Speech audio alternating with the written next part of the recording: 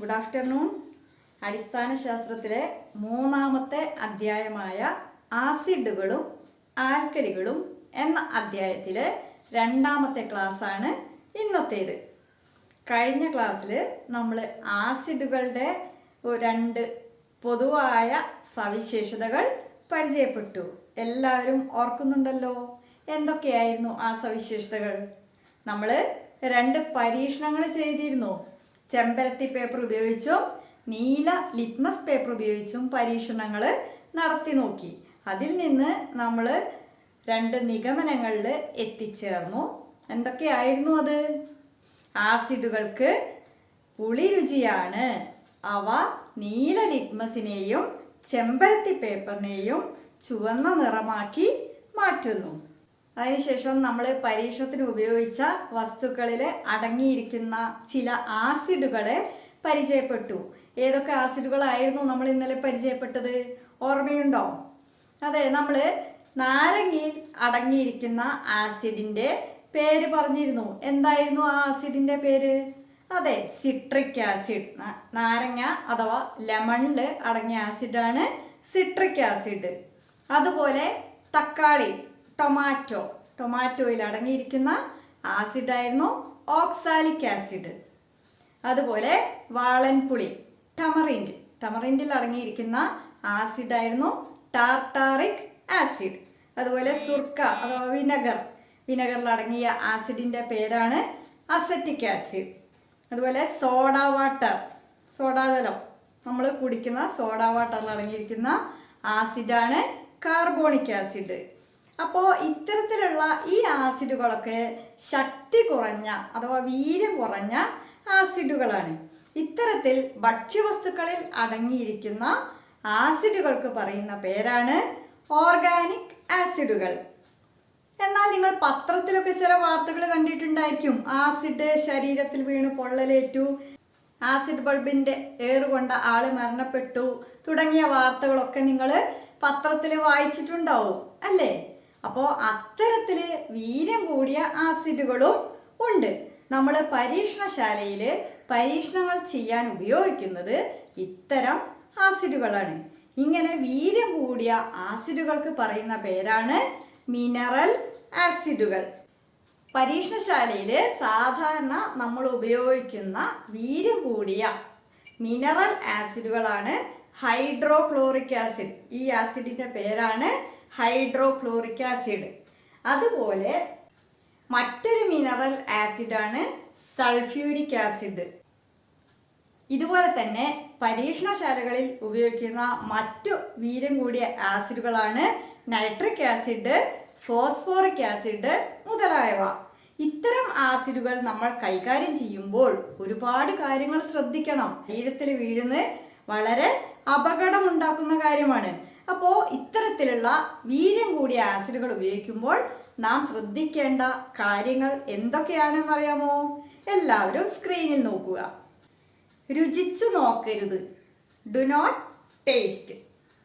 സ്പർശിക്കരുത്, do not touch.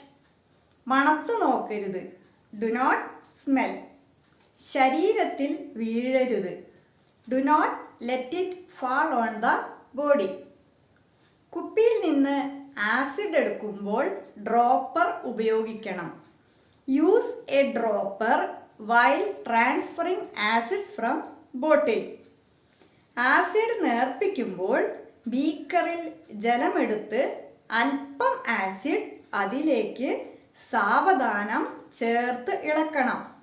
While diluting acid, pour small quantities of acid slowly into water taken in a beaker and stir well. Holder ഉപയോഗിച്ച് test tube പിടിക്കണം. Use a holder to hold a test tube. അപ്പോൾ വീര്യം കൂടിയ mineral ആസിഡുകൾ കൈകാര്യം ചെയ്യുമ്പോൾ നമ്മൾ ഇത്തരം കാര്യങ്ങളൊക്കെ ശ്രദ്ധിക്കണം. ഇനി സ്കൂൾ തുറന്നു ചെന്നാൽ നിങ്ങൾ സ്കൂളിലെ ലബോറട്ടറിയിൽ വെച്ച് ആസിഡുകൾ ഉപയോഗിച്ചൊക്കെ പരീക്ഷണങ്ങൾ ചെയ്യാനുള്ളതാണ്. അപ്പോൾ ഇത്തരം കാര്യങ്ങൾ എപ്പോഴും നിങ്ങളുടെ ഓർമ്മയിൽ ഉണ്ടായിരിക്കണം. അപ്പോൾ നമ്മൾ പരീക്ഷണങ്ങൾ ചെയ്യുമ്പോൾ ഈ ആസിഡുകൾ ഇതേപോലെ അല്ല ഉപയോഗിക്കാറ്. ഇത് നമ്മുടെ ശരീരത്തിൽ വീണാൽ പൊള്ളലേൽക്കും അല്ലേ? അപ്പോൾ ഇത്തരത്തിലുള്ള ആസിഡുകളെ നേർപ്പിച്ചാണ് നമ്മൾ പരീക്ഷണങ്ങൾക്ക് വേണ്ടി ഉപയോഗിക്കുന്നത്. ഇത്തരത്തിലുള്ള കോൺസെൻട്രേറ്റഡ് ആസിഡുകളെ ഡൈല്യൂട്ട് ചെയ്ത് മാത്രമേ പരീക്ഷണങ്ങൾക്ക് വേണ്ടി ഉപയോഗിക്കാവൂ. അപ്പോൾ എങ്ങനെയാണ് ആസിഡ് നേർപ്പിക്കുന്നത്? നമുക്ക് ആസിഡിലേക്ക് വെള്ളം ഒഴിക്കുക, അതോ വെള്ളത്തിലേക്ക് ആസിഡ് ഒഴിക്കുക, എന്തൊക്കെ കാര്യങ്ങളാണ് ആസിഡ് നേർപ്പിക്കുമ്പോൾ ശ്രദ്ധിക്കേണ്ടത്? അപ്പോൾ നമുക്ക് ആസിഡ് നേർപ്പിക്കുന്നത് എങ്ങനെയാണെന്ന് നോക്കാം. ഇവിടെ സൾഫ്യൂരിക് ആസിഡ് ആണ് ഞാൻ എടുത്തിരിക്കുന്നത്. ഇത് എങ്ങനെയാണ് നേർപ്പിക്കുന്നത്? ഇത് നേരിട്ട് കുപ്പിയിൽ നിന്ന് ഒഴിക്കാൻ പറ്റുമോ? ഇല്ല. അപ്പോൾ വളരെ വീര്യം കൂടിയ ആസിഡാണ്. അപ്പോൾ നമ്മൾ സാവധാനം തുറന്ന്, ആസിഡ് ചരിച്ചെടുക്കാൻ പാടില്ല. നമ്മൾ എപ്പോഴും ഒരു ഡ്രോപ്പർ ഉപയോഗിച്ച് മാത്രമേ ആസിഡ് എടുക്കാവൂ. ഒരു പാത്രത്തിൽ നമ്മൾ കുറച്ച് വെള്ളം എടുത്തിട്ടുണ്ട്. ഈ വെള്ളത്തിലേക്ക് ഡ്രോപ്പർ ഉപയോഗിച്ച് ആസിഡ് എടുത്ത് തുള്ളി തുള്ളിയായി ചേർക്കുകയാണ് ചെയ്യേണ്ടത്. എല്ലാവരും ശ്രദ്ധിക്കുക.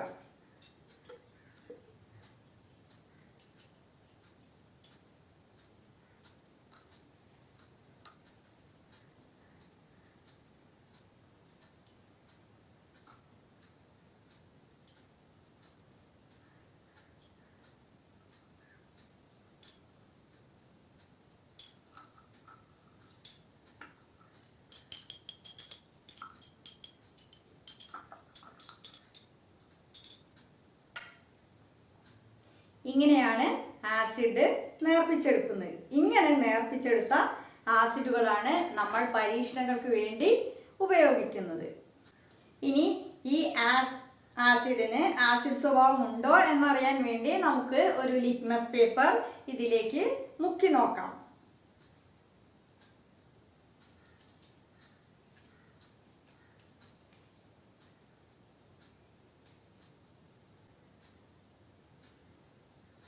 ഈ ലിറ്റ്മസ് പേപ്പറിന്റെ കഷ്ണം നമുക്ക് ഈ ആസിഡിലേക്ക് മുക്കി നോക്കാം. നിറമാറ്റം കണ്ടല്ലോ. നീല ലിറ്റ്മസ് പേപ്പർ ചുവപ്പായി മാറി. The blue litmus paper turns to red colour. കൂട്ടുകാർക്ക് എല്ലാവർക്കും അച്ചാർ ഇഷ്ടമല്ലേ? അച്ചാർ ഇഷ്ടമില്ലാത്ത കുട്ടികളുണ്ടോ? ഇല്ലല്ലോ. നിങ്ങളുടെ വീട്ടിൽ അച്ചാർ ഇടുമ്പോൾ എങ്ങനെയുള്ള പാത്രങ്ങളിലാണ് അച്ചാർ സൂക്ഷിച്ചു വെക്കുന്നത്? ലോഹപാത്രങ്ങളിലാണോ? അലുമിനിയം, സ്റ്റീൽ പോലുള്ള ലോഹപാത്രങ്ങളിലാണോ? കുപ്പി പാത്രങ്ങളിലാണോ? അതോ ഭരണികളിലൊക്കെയാണോ ആ അച്ചാറുകൾ സൂക്ഷിച്ചു വെക്കുന്നത്? അതെ, നമ്മൾ സ്റ്റീൽ പാത്രത്തിലോ അലുമിനിയം പാത്രത്തിലോ അച്ചാർ സൂക്ഷിക്കാൻ വേണ്ടി ഉപയോഗിക്കാറില്ല. സാധാരണയായി നമ്മൾ അച്ചാർ ഇടാൻ ഉപയോഗിക്കുന്നത് നാരങ്ങ, നെല്ലിക്ക, മാങ്ങ മുതലായ സാധനങ്ങളാണ് അല്ലേ? ഈ വസ്തുക്കളിലൊക്കെ എന്തടങ്ങിയിട്ടുണ്ട്? ആസിഡ് ഉണ്ട്. അത് നമ്മൾ കഴിഞ്ഞ ക്ലാസ്സിലെ പരീക്ഷണങ്ങളിലൂടെ കണ്ടെത്തി ഇല്ലേ? നെല്ലിക്കയിലും നാരങ്ങയിലും മാങ്ങയിലും ഒക്കെ അടങ്ങിയിരിക്കുന്ന ആസിഡുകൾ ഏതൊക്കെയാണെന്ന് നമ്മൾ പഠിച്ചു. അപ്പോൾ ഈ ആസിഡുകളും ഈ ലോഹങ്ങളും തമ്മിൽ എന്തെങ്കിലും പ്രവർത്തനങ്ങൾ ഉണ്ടായിരിക്കുമോ? നമുക്കൊന്ന് നോക്കാം. അതിനു വേണ്ടി നമുക്കൊരു പരീക്ഷണം നടത്താം. അപ്പോൾ പരീക്ഷണം നടത്തുമ്പോൾ എല്ലാവരും നന്നായി ശ്രദ്ധിച്ചിരിക്കണം. പരീക്ഷണം കണ്ടതിന് ശേഷം എല്ലാവരും പരീക്ഷണക്കുറിപ്പ് തയ്യാറാക്കണം. അപ്പോൾ ഇവിടെ നമ്മുടെ പരീക്ഷണത്തിന്റെ ലക്ഷ്യം എന്താണ്? ആസിഡുകളും ലോഹങ്ങളും തമ്മിലുള്ള പ്രവർത്തനം മനസ്സിലാക്കുക. To find out the reaction between acids and metals. ഈ പരീക്ഷണം നടത്താൻ വേണ്ട സാമഗ്രികൾ എന്തൊക്കെയാണെന്ന് ശ്രദ്ധിച്ചു നോക്കുക. ഇവിടെ പരീക്ഷണത്തിന് വേണ്ടി ഞാൻ എടുത്ത സാമഗ്രികൾ: ഒന്ന്, നേർപ്പിച്ച ഹൈഡ്രോക്ലോറിക് ആസിഡ് അഥവാ ഡൈല്യൂട്ട് ഹൈഡ്രോക്ലോറിക് ആസിഡ്. പിന്നെ മഗ്നീഷ്യം റിബൺ. ഈ മഗ്നീഷ്യം റിബൺ നന്നായി ഉരച്ച് വൃത്തിയാക്കിയ ശേഷമാണ് നമ്മൾ പരീക്ഷണത്തിന് വേണ്ടി എടുക്കേണ്ടത്. ഇതിൻ്റെ പുറത്ത് കറുത്ത നിറത്തിൽ കാണുന്നുണ്ടാവും. ഇത് തുറന്നു വെക്കുമ്പോൾ പുറത്ത് ഓക്സൈഡ് ആവരണം ഉണ്ടാവുന്നത് കൊണ്ടാണ് ഇങ്ങനെ സംഭവിക്കുന്നത്. അപ്പോൾ പരീക്ഷണത്തിന് എടുക്കുന്നതിന് മുമ്പ് നമ്മൾ നന്നായി ഉരച്ച് വൃത്തിയാക്കണം. ആദ്യം ടെസ്റ്റ് ട്യൂബിലേക്ക് നേർപ്പിച്ച ഹൈഡ്രോക്ലോറിക് ആസിഡ് എടുക്കുക. ഇനി ഇതിലേക്ക് നന്നായി ഉരച്ചു വൃത്തിയാക്കിയ മഗ്നീഷ്യം റിബണിന്റെ കഷ്ണങ്ങൾ ഇടുക. എല്ലാവരും ശ്രദ്ധിച്ചു നോക്കൂ. എന്താ കാണുന്നത്? അതെ, ടെസ്റ്റ് ട്യൂബിനകത്ത് ധാരാളം കുമിളകൾ ഉണ്ടാവുന്നത് എല്ലാവർക്കും കാണുന്നുണ്ടല്ലോ അല്ലേ? ഇവിടെ ഏതോ ഒരു വാതകം ഉണ്ടാവുന്നുണ്ട്. നമുക്ക് ആ വാതകം ഏതാണെന്ന് ശേഖരിച്ചു നോക്കാം. ഇതിനു വേണ്ടി ടെസ്റ്റ് ട്യൂബിന്റെ വായ് ഭാഗത്ത് നമുക്കൊരു ബലൂൺ ഘടിപ്പിച്ചു വെക്കാം.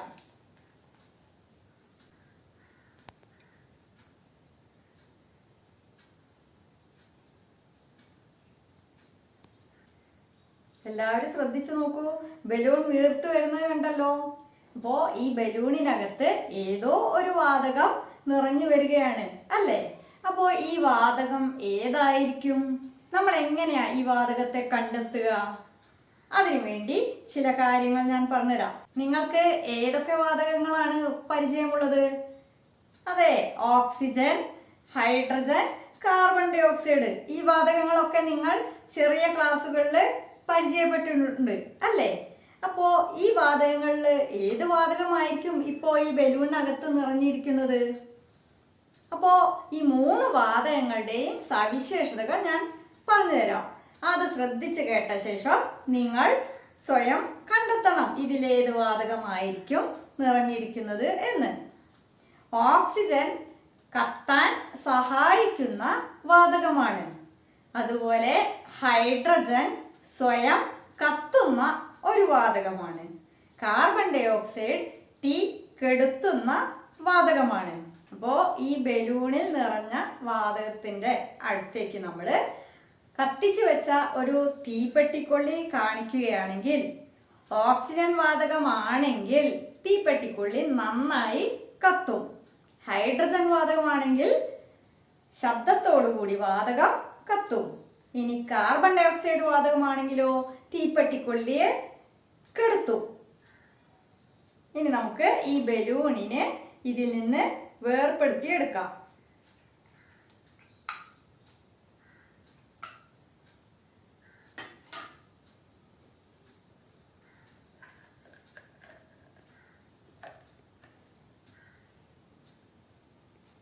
ഇനി തീപ്പെട്ടിക്കൊള്ളി കത്തിച്ച ശേഷം നമുക്ക് ഈ വാതകത്തിനടുത്തേക്ക് കൊണ്ടുവന്ന് നോക്കാം.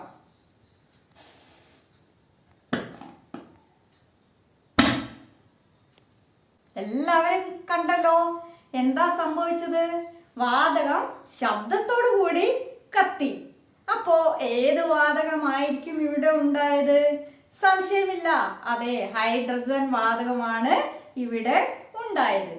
അപ്പോ ഹൈഡ്രോക്ലോറിക് ആസിഡ് മഗ്നീഷ്യം റിബണുമായി പ്രവർത്തിച്ചപ്പോൾ ഹൈഡ്രജൻ വാതകം ഉണ്ടായി.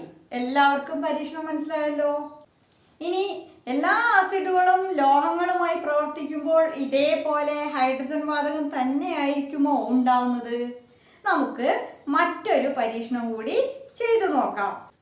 ഈ പരീക്ഷണത്തിന് വേണ്ടി എടുത്ത സാമഗ്രികൾ നേർപ്പിച്ച സൾഫ്യൂരിക് ആസിഡ്, അതുപോലെ സിങ്ക് കഷ്ണങ്ങളാണ് ഇവിടെ ലോഹമായിട്ട് ഉപയോഗിക്കുന്നത്. സിങ്ക് എല്ലാവരും കണ്ടല്ലോ. ഇനി നമുക്ക് ടെസ്റ്റ് ട്യൂബിലേക്ക് 2-3 സിങ്ക് കഷ്ണങ്ങൾ ഇട്ട് നോക്കാം. ഇതിലേക്ക് നേർപ്പിച്ച സൾഫ്യൂരിക് ആസിഡ് ഒഴിക്കാം.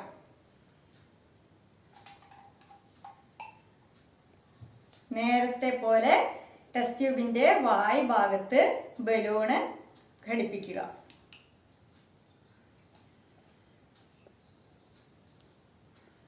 എല്ലാവരും ശ്രദ്ധിച്ചു നോക്കുക. ടെസ്റ്റ് ട്യൂബിൽ നിന്ന് കുമിളകൾ ഉയരുന്നത് കാണാം. എല്ലാവരും കാണുന്നുണ്ടല്ലോ. സിങ്കിന്റെ ഉപരിതലത്തിൽ നിന്ന് കുമിളകൾ മുകളിലേക്ക് ഉയരുന്നതായിട്ട് കാണാം. അങ്ങനെ ഉണ്ടാവുന്ന വാതകത്തെ ബലൂണിനകത്ത് ശേഖരിക്കാം. എല്ലാവരും ശ്രദ്ധിക്കുക. ബലൂണിനകത്ത് കുറച്ച് വാതകം ശേഖരിക്കപ്പെട്ടിട്ടുണ്ട്. മഗ്നീഷ്യത്തെക്കാൾ പ്രവർത്തനം കുറവാണ് സിങ്കിന്, അതുകൊണ്ട് സാവധാനം മാത്രമാണ് പ്രവർത്തനം നടക്കുന്നത്. ഇനി നമുക്ക് ഈ ബലൂണിനകത്ത് നിറഞ്ഞ വാതകം ഏതാണെന്ന് നോക്കാം. കത്തിച്ച തീപ്പെട്ടിക്കൊള്ളി ബലൂണിന്റെ സമീപത്തേക്ക് കൊണ്ടുവരാം.